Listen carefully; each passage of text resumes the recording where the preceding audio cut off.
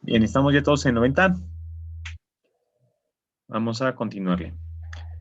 Nada más la reflexión, chicos, que es altamente variante en el tiempo. Por ejemplo, hablábamos del avión. El avión en una jornada de vuelo, imagínense que vamos de la Ciudad de México o de la Ciudad de Querétaro al aeropuerto de Cancún. Pues de entrada no, el avión no va a llenar todas sus salas de combustible porque pesaría mucho, ¿no? Sin embargo, en el trayecto, que dura más o menos 2 horas de vuelo, seguramente está quemando más o menos el 30% de su masa en la jornada de vuelo. Entonces, échale, en 2 horas cambió 30% su masa. Es altamente variante en el tiempo. El parámetro masa cambió mucho tan solo en 2 horas. Pero, por ejemplo, ahora les hablo de una torre de enfriamiento. Una torre de enfriamiento son equipos para enfriar agua muy comunes en la industria. Los ponemos hoy con los penthouse, en las azoteas, en las partes elevadas de las naves industriales. Hay una torre de enfriamiento, ahí tenemos ventiladores, tenemos tablitas donde va cayendo el agua, como pequeñas cascaditas, y tenemos flujo de aire con un ventilador. Y bueno, se hacen cosas interesantes en la torre de enfriamiento, pero por ejemplo, ella tiene cambios en sus parámetros, pero por ejemplo podrían ser la erosión o desgaste de las tablas, y eso pues lleva a lo mejor 4 o 5 años para que incluso se deforman, algunas se tuercen un poco. Pues para que eso pase, no pasa en 2 horas o 3 horas, pasa en 5 años o en 6 años.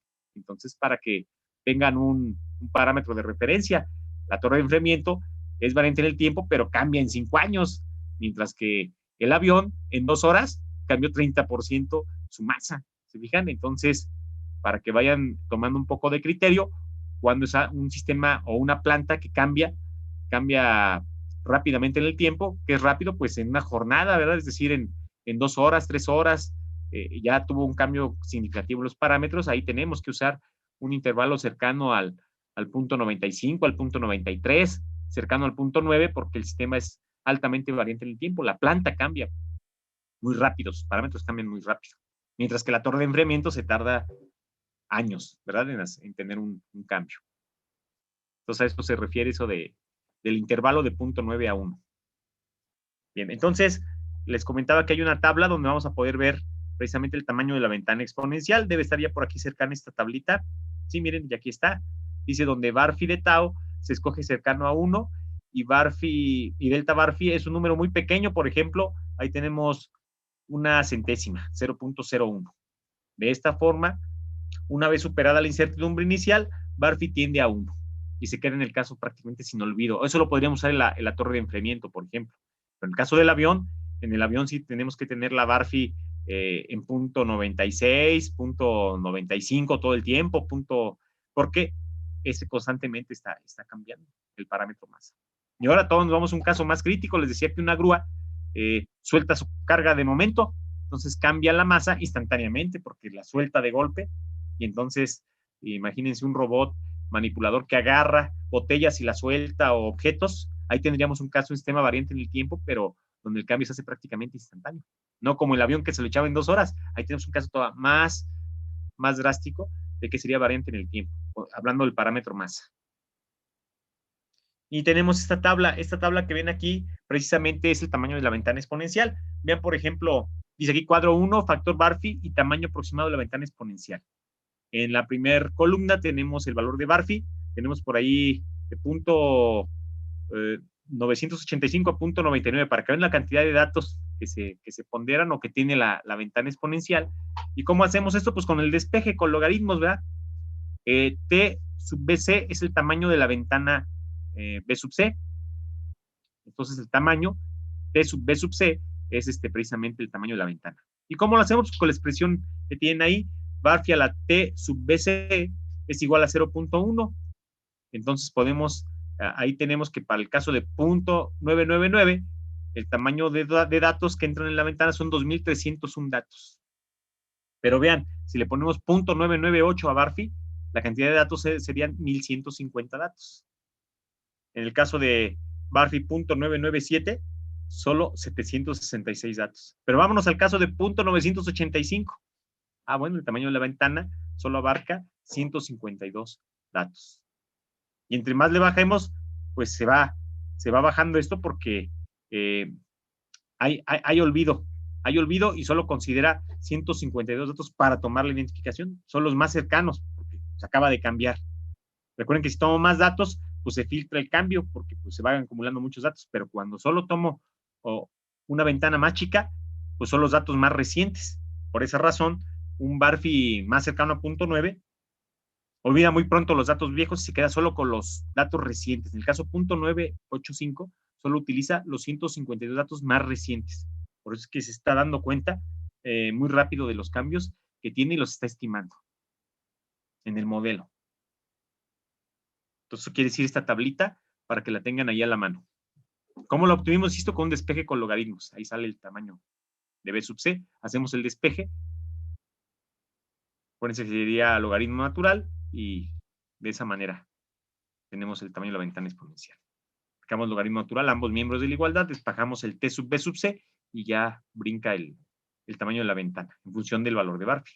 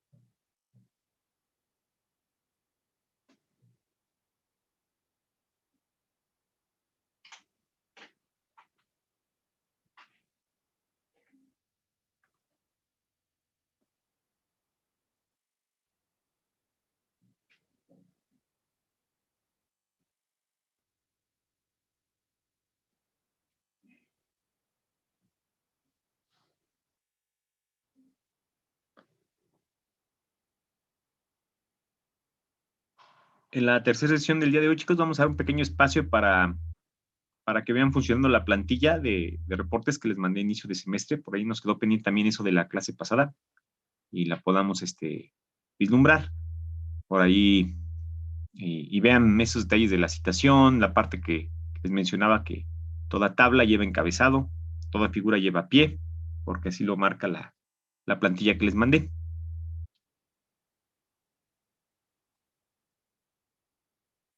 Y sobre todo con las formas de citar en directo o en indirecto. Y la manera de meter el material didáctico, este material cuando quieren citar en un reporte, eh, para discutir un poco sobre el archivo .bib, que es el formato automático de LaTeX para generar la lista de referencias bibliográficas.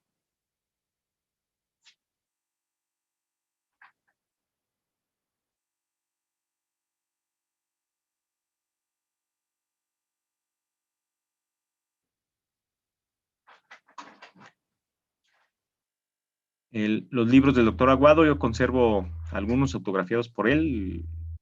Eh, uno que era, bueno, es uno de variable de estado, que tengo por ahí, pero para estas temáticas tengo una versión en copias y compré el del 2003, ese es el que sacó en España.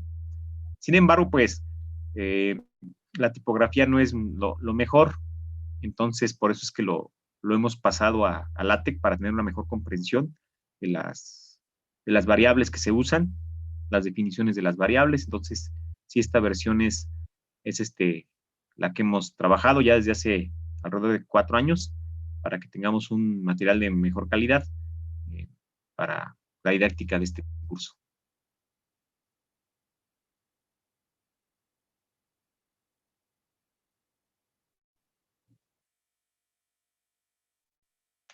Bien, pues ya tenemos todos entonces nuestra tabla de factor Barfi o factor de olvido exponencial. Entonces ahí iremos tomando decisiones en función de qué tan variable es la propia planta o el proceso, así se le dice en la industria, el proceso. Entonces hay criterio ahí ya para ajustar el valor de Barfi. Y bien, chicos, como ya hemos probado el método de mínimos cuadrados fuera de línea, sabemos que jala muy bien, usamos el Excel para hacer esa maniobra, sacarle provecho un poco a la licencia de Office. Entonces, sin embargo, pues como lo decíamos en aquella práctica, el tener matrices muy grandes y tenerlo en línea, pues imagínense ser inversas y con cada muestra pues va creciendo el tamaño de las matrices, pues sería imposible mantener un método en línea con esa estrategia, ¿no? Entonces, ¿cuál va a ser? Estamos a punto de llegar a la versión recursiva. Esta es una versión en línea que tenemos aquí en el 244, el algoritmo recursivo para la estimación mínimo cuadrática. Pues vamos a tener que sacudirnos las matrices inversas y esas matrices que van crece y crece con los datos. Ahora tenemos que tomar muestra, generar el algoritmo y tener un vector P cada iteración, cada iteración, cada iteración. Entonces, a lo que vamos ahorita con esta maniobra y teniendo el antecedente precisamente de lo que es el olvido exponencial, pues va a ser posible consolidar esta situación de tener un algoritmo que funcione en tiempo real o en línea o iteración por iteración. Cada iteración tener un estimado del vector de parámetros, un vector P, un P gorro, ¿se acuerdan? Así nombramos al P gorro. Entonces, ese va a ser el objetivo. Es la manera de motivación, porque igual la matemática va a ser un poco ríspida, es decir, pues álgebra de matrices, formas cuadráticas, derivadas, sustituciones. Viene por ahí un libro de 1950 o 1920 también de matemática de matrices, que estamos citando, que cita incluso el doctor Aguado para poder hacer algunas identidades con matrices, etcétera, para poder llegar a las expresiones recursivas. Entonces es a lo que vamos ya. Ya estamos más de la mitad del curso, llevamos buen avance en el curso y sobre todo pues que hemos tenido oportunidad de ir aplicando los conocimientos, que sean prácticas también a distancia, pero finalmente que vaya dándose el tiempo, ¿no? Para que podamos digerir este conocimiento. La verdad, es una muy buena introducción a lo que es control adaptativo, aunque sea un tema más o menos viejo, los mínimos cuadrados, pero nos da panorámica, nos da entendimiento, nos alusa un poco en el sentido de qué quiere decir control adaptativo, porque los sistemas pues, son variantes en el tiempo, es decir, La planta no se mantiene constante en todo momento. Cuando pasa el tiempo va envejeciendo, decía la tabla de enfriamiento, se van erosionando las tablitas, algunas se van rompiendo, otras se van pandeando, entonces cambia un poco la dinámica, cómo cae el agua, cómo se enfría en la torre de enfriamiento, entonces, pero pasa a lo largo de los años. El avión, pues en la jornada de vuelo, en 2 horas, en 9 horas de aquí a Europa, 11 horas, depende a qué parte se vaya, de allá, pues también tiene por ahí cambios en la masa. Y el caso de la grúa que les puse, ¿no? Ese es instantáneo. Tienes un electroimán en el extremo de la grúa o en el extremo del robot y de repente lo desenfistas y suelta el metal, ¿no? Instantáneamente tiene un cambio del parámetro masa. Se ve afectada la masa, la inercia para las cosas que giran. Entonces, pues es interesante saber que para estos sistemas que tienen un comportamiento de esta naturaleza, una operación de este estilo, pues se les puede abordar por técnicas como estas. Bien, pues entonces vamos a continuarle con la parte recursiva. Voy a pedirle a nuestra compañera Itzel nos haga favor de leer pues hasta la ecuación, déjenme ver qué se alcanza a ver aquí. Pues hasta este parrafito, ahí hasta el tiempo K más 1. De favor, Itzel, te escuchamos. Sí, profe. Algoritmo recursivo para la estimación mínimo cuadrática. En esta parte del curso serán derivadas las formas recursivas necesarias para calcular los valores de los estimadores P gorro de TK más 1 es tau, Sigma. la sigma cuadrada de TK más 1 y la matriz C TK más 1 que se define mediante, para simplificar la notación, escribiremos el tiempo presente TK como el tiempo presente K.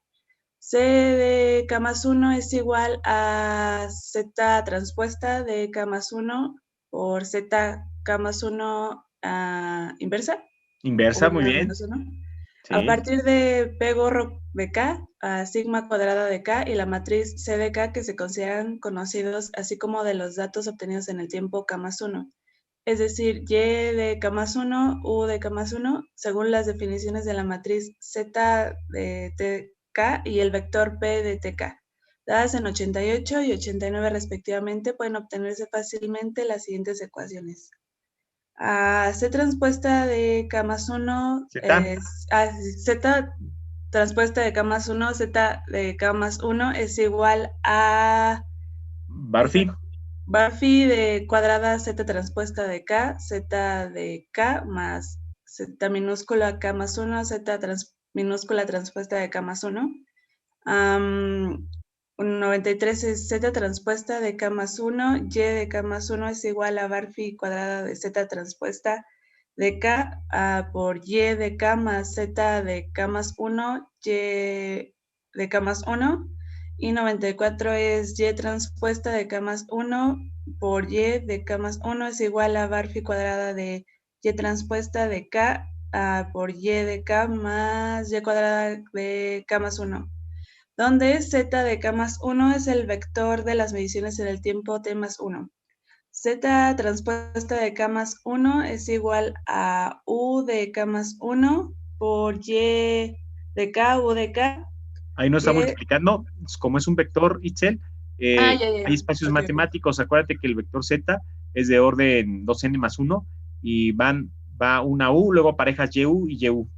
Entonces, ok. Y de K menos N más 1, U de K menos N más 1, y U de K más 1, Y de K más 1 son las mediciones de la entrada y la salida respectivamente, también en el tiempo K más 1. Muy bien, muchas gracias, Itzel. Sí. Entonces acá, fíjense que nuestro tiempo más reciente va a ser el K más 1. Es lo más actual que tenemos. Entonces K, el tiempo K, va a ser del instante anterior. Es simple y sencillamente más cuestiones de notación. Entonces vamos aquí a tener el K más 1 como lo más actual, lo más reciente, o lo que voy a calcular, o lo que estoy calculando en esta iteración. Cuando tengamos el dominio de tiempo discreto K, sería el anterior a K más 1. Y K menos 1 2 veces anteriores a K más 1. Y así lo vamos llevando. Es para llevar el control de las iteraciones y cuántos valores pasados hay que respaldar por ahí en el programa para las variables. Entonces, esa sería la notación. Y recuerden que Z, pues, ahora va a ser el vector de las mediciones. En el otro método era Z mayúscula traspuesta y era una matriz de mediciones y también iba con más o menos con arreglos como esos, pero el vector de mediciones va a ser una U aislada, la U actual, y luego la parejita YU del instante anterior y luego otra parejita YU de 2 instantes anteriores. Cuando usamos orden n minúscula igual a 2, si usáramos n minúscula igual a 3, pues va a ser de 7 coordenadas. Si usáramos 4, 4 por 2, 8, pues 9 coordenadas, y así nos vamos llevando. Para n igual a 2 queda en 5 coordenadas. Entonces, de favor, vamos a apuntar hasta donde dice tiempo K más 1, punto y aparte.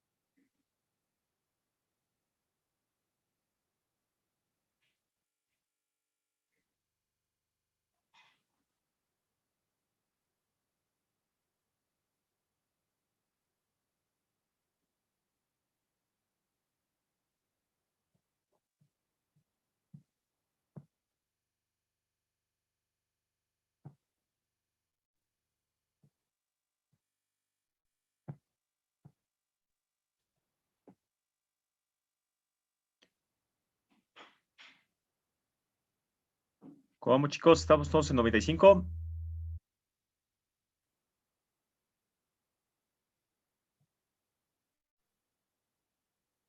Ok, esperamos por ahí que termine el 95 y el parrafito inmediato inferior para continuar con la lectura.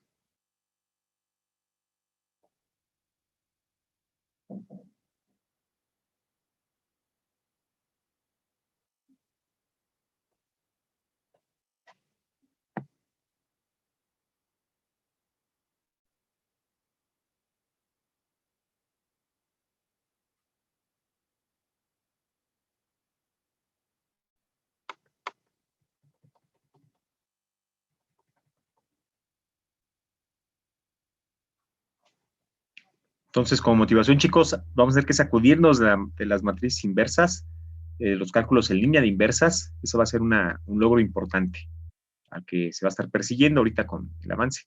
Por el doctor Aguado en su tesis doctoral estuvo trabajando sobre esas situaciones, ya hace ya bastantes años, ¿no? Pero la verdad, este es un buen método para iniciarnos en el control adaptativo, donde la planta no la consideramos del todo como constante. Damos espacio a que esa planta pueda variar, que en la realidad pues todo varía, ¿no? Nada más que hay cosas que tardan décadas, lustros, pero hay cosas que varían en horas, ¿no? E incluso instantáneamente, como les decía el caso de la grúa. Entonces, según el sapo de la pedra, no vayan a quererle meter este tipo de técnicas a todo, ¿no? Tiene un horno por ahí o o incluso una torre de enfriamiento, pero si esto varía en 5 años, a lo mejor es más cómodo echarle una reajustada a la sintonía del controlador. Hay cada 2 años y medio, le programan una orden de trabajo a su personal de mantenimiento o el área de control para que vaya, si ustedes fueran los gerentes de mantenimiento de esa empresa, pues que le echen una revisada a la sintonía y listo. ¿Para qué estresar el PLC poniéndole más carga computacional para lo que realmente no lo merece o no lo amerita? Entonces ya son decisiones que ustedes tendrán que tomar cuando estén en puestos pues de ese nivel, ¿no? Entonces, pero claro, tienes el robot, tienes equipos que sí son altamente variantes en el tiempo, pues ahí sí hay que, según el sapo es la perra, y sí tendremos que usar técnicas como estas. No necesariamente esta, pero como estas, ¿no? Que manejen control adaptativo, porque pues, la planta lo amerita. Entonces, en esos casos sí habrá que tomar esas medidas. Bien. Entonces, se nos corta casi la sesión, chicos, pero déjenme ver otras 2 ecuacioncitas. Dice por ahí, de la definición de la matriz C de K más 1, dada en 91, se puede llegar fácilmente a la siguiente expresión. C inversa de K más 1 es igual a bar phi cuadrada por C inversa de K más Z de K más 1 por Z transpuesta de K más 1. Resulta ahora necesario acudir a una bien conocida identidad matricial cuya explicación puede encontrarse, por ejemplo, en Householder 1964. Aquí está la identidad que les decía. Y dice que matriz A más B de B traspuesta a la menos 1 es igual a la menos 1 menos a la menos 1 por B. Luego viene otra inversa compuesta, que es de a la menos 1 más B traspuesta a la menos 1 por B. Y finalmente esa inversa la multiplicamos por B traspuesta por a la menos 1. Entonces vamos a apuntar hasta 97, chicos. Nos quedan 3 minutitos y nos vamos a la segunda pausa. Vean, aquí está esta identidad matricial. Para matriz general es A, B, C y D, ¿verdad? Perdón, A, B y D. Y pues aquí vamos a usarlo convenientemente. De hecho, hacemos el cambio de matrices. Ese resultado en 96, aplicado a 96, el resultado que está en 97, que viene de un libro de matrices, ya algo viejito, de 1964. Pues A vamos a suponer que es bar phi por C a la menos 1 de K. La B es Z, de K más 1, y la D es la identidad. Y aplicándolo con esos cambios de variable, cambios de matrices, pues vamos a avanzar en este objetivo, ¿no? De quitarnos las inversas del camino para evitar las divisiones por cero, las singularidades en el algoritmo, ¿no? Imagínense una división entre cero en la corrida del programa, pues no lo traba, ¿no?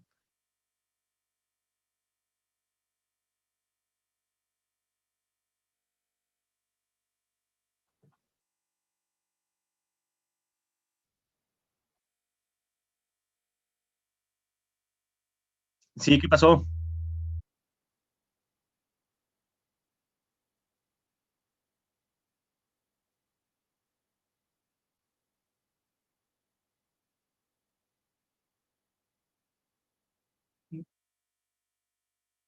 No, cuando es en DSPIC hay que hacer lo mismo que el PIC, pero con el DSPIC para el curso.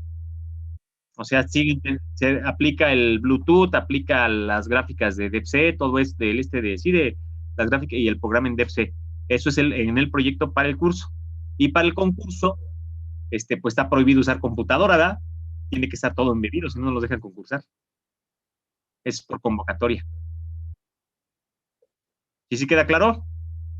El irse a final implica hacer toda la talacha que ya hicieron, nomás que ahora con el DSPIC. Y luego para el concurso pueden entrar con PIC o con DSPIC. Si es voluntario, si no es forzoso, pueden entrar con PIC o con DSPIC al concurso y todo embebido ahí. Sin embargo, pues sí, honestamente, el que llegue al concurso con DSPIC, pues tiene más ventaja competitiva que el que llega con PIC, ¿verdad? Tan solo por el tamaño de la memoria, RAM y ROM, y por la capacidad de procesamiento, ¿no? Por los tiempos de ejecución, los ciclos de instrucción que tiene el DSPIC. Imagínense, les puede calcular un arco seno, arco tangente prácticamente en 2-3 ciclos de instrucción. Pónganselo a un 18F y van a ver que hasta se les llena la memoria, ¿no? Por toda la subalgorítmica que va a meter. Entonces, pues sí, claro que tiene diferencia, ¿no? Y la competitiva al que se presente al concurso con un DSPIC. ¿Vale?